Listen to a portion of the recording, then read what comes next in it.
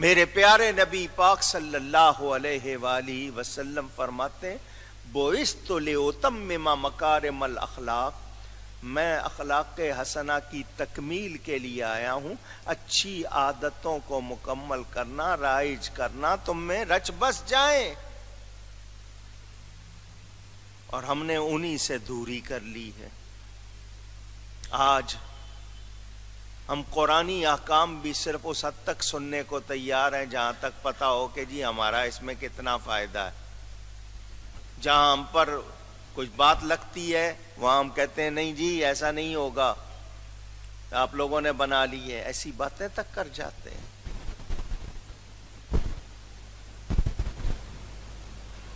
ہمیں تو سکھایا گیا تھا کسی کے 2-3 پیسے مار لیں گے اس کے بدلے میں ہماری کتنی نمازیں لی جائیں گی، ہم کسی کی زمین پر قبضہ کر لیں گے اس کے بدلے میں ہم پر کیا ہوگا۔ آج ختم یہ بات۔ تو یہ جو میں بات کہہ رہا ہوں، اچھا جی نہیں جی راضی ہو کر کیا ہے تو اور بات، کسی نے زبردستی کی ہے تو زیادتی کی ہے، یہ بھی ہم نے قانون بنا لیا اپنے، بالرضا اور بالجبر۔ مطلب راضی ہو کے گناہ کرو تو بالکل ٹھیک ہے، اس میں کوئی برائی نہیں ہے، ہاں کسی نے زبردستی کیا ہے تو وہ غلط ہے۔ یہ کہاں سے نکال لی ہے؟ یہ میرے اور آپ کے سوچنے کی باتیں ہیں، اس پہ ہمیں غور کرنا ہوگا۔ میرے دوستوں اور بزرگوں، لعنت کرنا، ایک دوسرے پر تہمت رکھنا، اسلام اس کو پسند نہیں کرتا جب تک ثبوت، اونچی کہیے گا۔ آپ نے اپنے بچوں کو یہ بات سکھانی ہے، کسی پر الزام اس وقت لگاؤ جب یقینی بات ہو۔ مثلا بچہ آئے اس نے مجھے مارا ہے تو واقعی مارا ہو تو کہے، ایسے ہی نہیں آ کے بات بنا دے، اتنی بات سے ہی ابتدا ہوتی ہے کہ اس کو شکایت کرنے کی عادت پڑ جاتی ہے اور آپ سن لیتے ہیں اور بغیر تحقیق کے اگلے کو ڈانٹ دیتے ہیں۔ تو بچوں کو سکھایا جائے، اور وہ جو بات آ جائے گی لے دے کے سب شروع میں کہ جھوٹ ان سب کی جڑ ہوگی۔ انسان جب جھوٹ سے مانوس ہو جائے پھر اس کے نزدیک برائیاں بڑھتی چلی جاتی ہیں، پھر کم نہیں ہوتی ہیں۔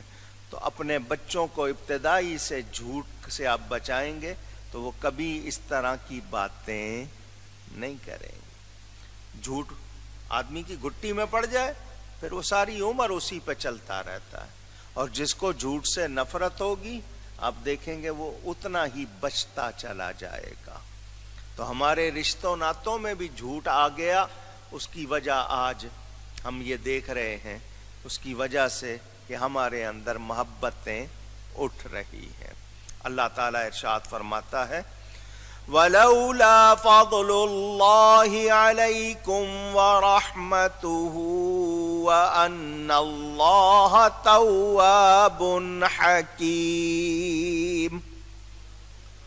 اور اگر اللہ کا فضل اور اس کی رحمت تم پر نہ ہوتی، اور یہ کہ اللہ توبہ قبول فرماتا، حکمت والا ہے، کہ تم جان لو اگر تم مصیبت میں پڑے رہتے، تمہیں اسی طرح پریشانیوں میں رکھا جاتا، تمہاری توبہ کے لیے دروازہ نہ کھولا جاتا تو کیا حال ہوتا؟ تو یہ اللہ کا فضل اور اس کی رحمت ہے کہ وہ توبہ بھی قبول فرماتا ہے اور حکمت والا ہے۔ میں نے آپ کو یہ بتایا تھا یہ جو توبہ ہے یہ ہمارے لیے رحمت ہے۔ کیا ہے؟ اونچی کہیے گا۔ اب یہاں ایک بات سب کو سنا دوں، اللہ نے توبہ کا دروازہ کھلا رکھا ہے، ہم بند کر سکتے؟ اونچی کہیے، ہم نے بند کیا ہوا۔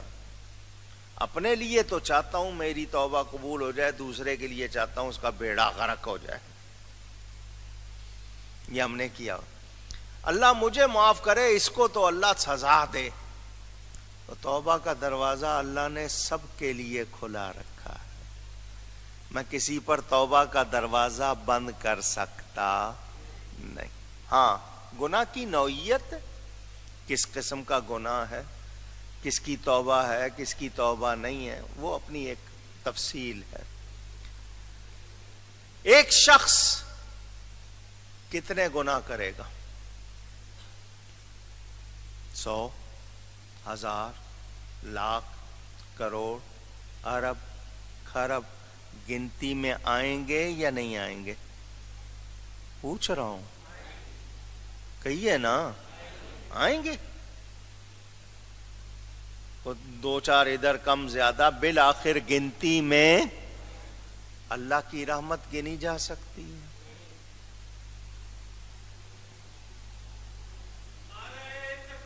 اللہ،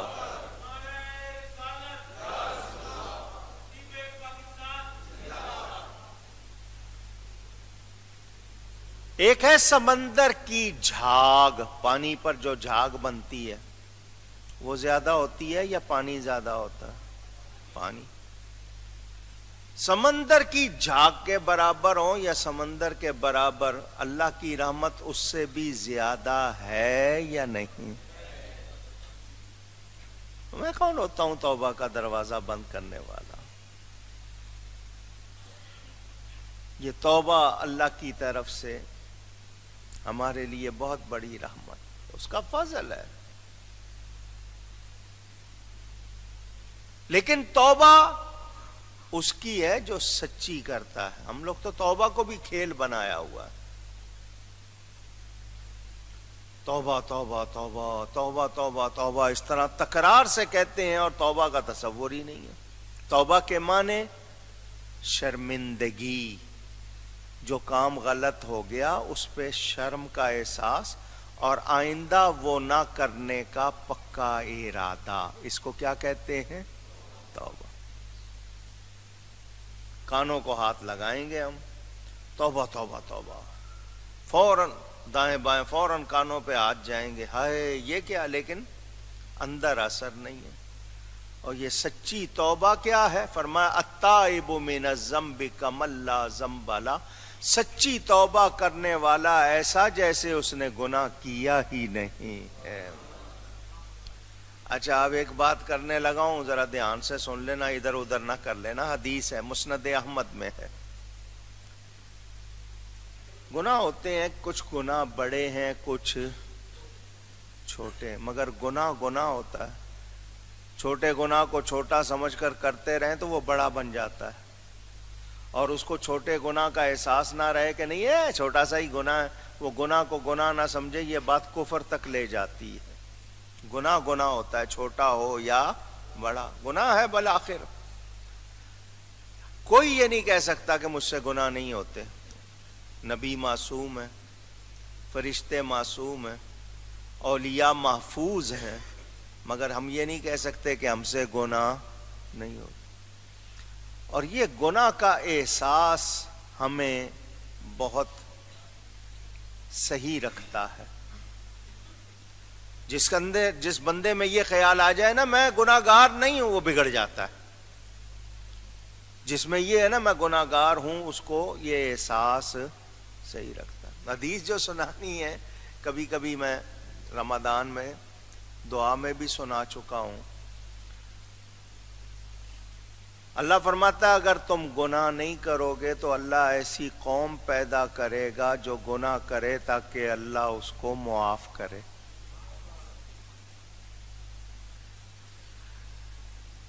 گناہ ہوں گے، ہم سے ہوتے ہیں، لیکن ہمیں شرمندہ ہونا چاہیے۔ کیوں؟ جب بندے سے گناہ ہوتا ہے وہ اللہ کے سامنے روتا ہے، عاجزی کرتا ہے، اور جس میں یہ ہونا جی میں نے گناہ کچھ نہیں کیا، وہ اکڑتا ہے، اور وہ چیز اللہ کو پسند۔ تکبر اسی کو زیبا ہے، اسی کی شان کے لائق ہے۔ ہمیں عاجزی کرنی ہے۔ یاد رہے ہمارے پیارے نبی پاک صلی اللہ علیہ وسلم سید المعصومین ہیں، معصوموں کے بھی سردار ہیں، مگر سکھایا کیا ہے؟ توبہ۔ فرمایا میں 100 مرتبہ 70 مرتبہ استغفار کرتا ہوں۔ نبیوں کے سردار ہو کہ ہمیں کیا کرنا چاہیے، ہمارا کیا حال ہے؟ ہم نے کبھی اس کو سوچا نہیں، غور نہیں کیا۔ اگر ہم توجہ دیں، عاجزی کریں، کتنا فائدہ ہوگا۔ اللہ تعالی نے ہمارے لیے توبہ کا دروازہ کھلا رکھا۔ میں نے اس حوالے سے کئی مرتبہ آپ کو بزرگوں کی باتیں سنائی ہیں۔ حضرت ابو سعید ابو الخیر کا وہ روایی کہ 100 مرتبہ توبہ کر کے بھی توڑی ہے، پھر بھی باز آ جاؤ، کیونکہ ابھی توبہ کا دروازہ کھلا ہوا ہے۔ یہ بند ہو گیا تو پھر کچھ حاصل نہیں ہو۔ تو یہ اللہ کا فضل اور اس کی رحمت ہے کہ وہ توبہ قبول فرماتا ہے، کتنے ہی بڑے گناہ کیوں نہ ہو جائے، آپ کی نظر میں اس گناہ کی کتنی ہی سختی کیوں نہ ہو، اللہ کے ہاں توبہ ہے، اور وہ توبہ جب تک ہے ہمیں اس کی طرف راغب رہنا چاہیے۔ اب ایک چیز اور نئی آ گئی ہے، جی میں نے کیا غلطی کی ہے جو میں معافی چاہوں؟ جس نے کی ہے وہ کرے، اور اگر کر بھی دیتے ہیں تو رسمی کرتے ہیں، تو سچی توبہ وہ جو دل سے ہو۔ اور میں نے آپ کو بتایا کہ توبہ اصل میں یہ ہے کہ شرم کا احساس ہو، مجھ سے غلطی ہوئی ہے، اور آئندہ اس غلطی کو نہ کرنے کا پکا ارادہ، یہ ہے توبہ۔ حضرت ماعز کی توبہ کے بارے میں نے آپ کو بتایا، ابھی بیان آئے گا ام المومنین کا، جو میں نے آپ کو پہلے بھی سنایا، پھر سناؤں گا انشاءاللہ، تاکہ آپ کو پتا ہو کہ یہ احکام ہمارے لیے کتنے واضح کیے گئے، ہم ان کو یاد رکھیں۔ بزرگوں کے پاس بیٹھنے کا یہ فائدہ ہوتا ہے، اللہ والے سچے آپ کو کوئی نہ کوئی جملہ، کوئی نہ کوئی ادا وہ سکھاتے رہتے ہیں جس سے تربیت ہوتی ہے۔ اب ہم بیٹھتے ہیں ٹی وی کے پاس، پہلے بیٹھتے تھے اللہ والوں کے پاس، نیکوں کے پاس۔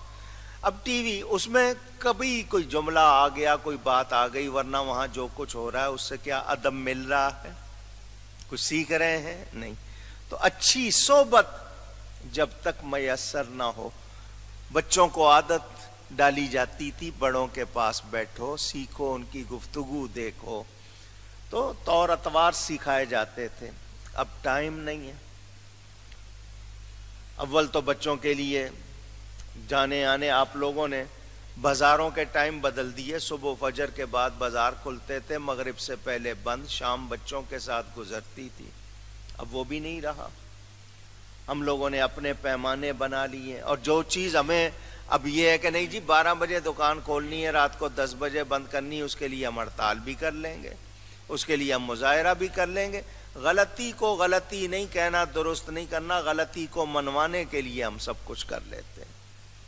تو آپ کے پاس بچوں کے لیے ٹائم نہیں، بچے آپ کے ساتھ نہیں بیٹھیں گے، یہ اقدار کیسے منتقل ہوں گی؟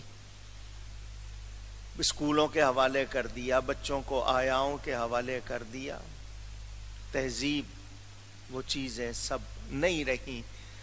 تو توبہ گھر میں ایک دوسرے کے ساتھ رشتے ناطے میں، لین دین میں، ہم نے وہ سب نکال دیا۔ ہاں کہیں کہیں سوری کہنے کا رواج ہم نے لگا لیا، وہ بھی اردو میں نہیں، معافی نہیں مانگنی ہے، معافی نہیں چاہنی ہے، جی سوری کہہ دیا کبھی، اور وہ بھی جس برے دل سے یا ناک منہ چڑھا کے کہتے ہیں، وہ بھی آپ کے سامنے۔ اللہ کا فضل یہ ہمارے لیے کیا نعمت ہے، مجھے اور آپ کو سمجھنا چاہیے۔ اس کا فضل نہ ہو تو ہمارے لیے کوئی گنجائش نہیں۔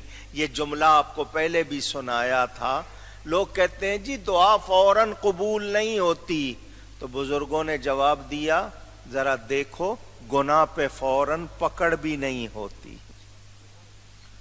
اگر گناہ پہ فوراً پکڑ ہو جائے حال کیا ہو؟ ادھر تو فوراً شکایت کی ہے، یہ نہیں دیکھا کہ گناہ پہ فوراً پکڑ نہیں ہوتی، یہ بھی تو دیکھو۔ تو یہ اس کا فضل ہے، اس کی رحمت ہے کہ اس نے توبہ رکھی ہے۔ میرے دوستوں اور بزرگوں،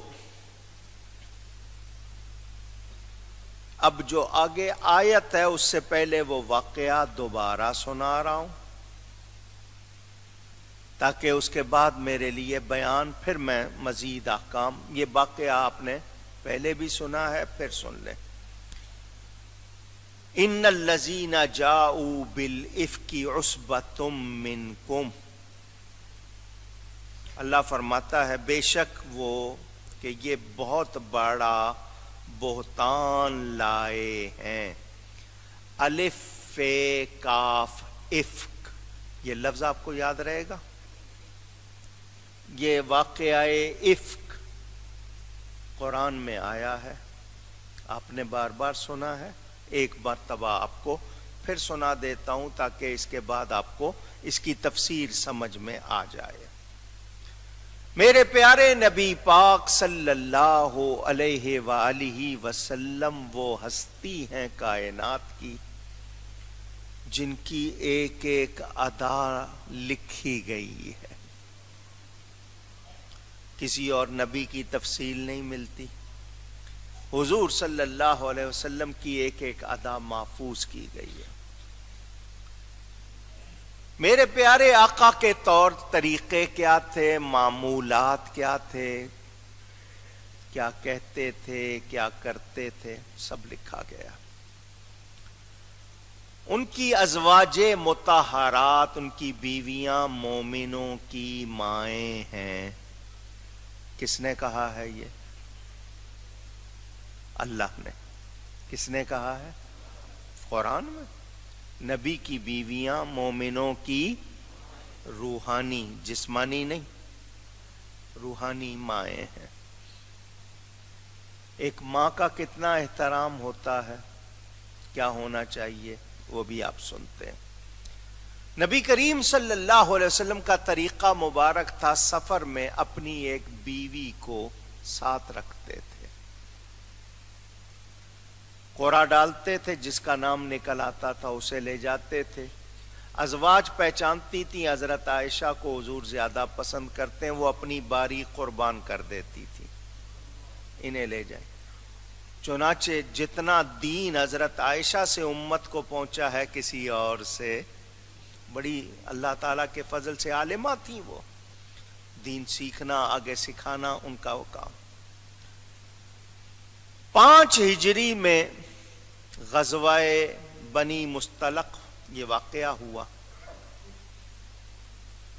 اس سفر میں ام المومنین نبی پاک صلی اللہ علیہ وسلم کے ساتھ تھی۔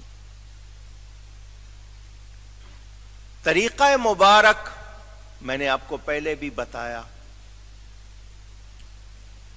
حضور صلی اللہ علیہ وسلم 1 یا 2 آدمیوں کو آگے رکھتے تھے جو قافلہ جاتا تھا، اور 1 یا 2 آدمی پیچھے فاصلے پہ، تاکہ کوئی آگے کی خبر ہو تو وہ بتائے، پیچھے کوئی چیز ہم قافلے کی رہ جائے تو وہ، یہ طریقہ تھا۔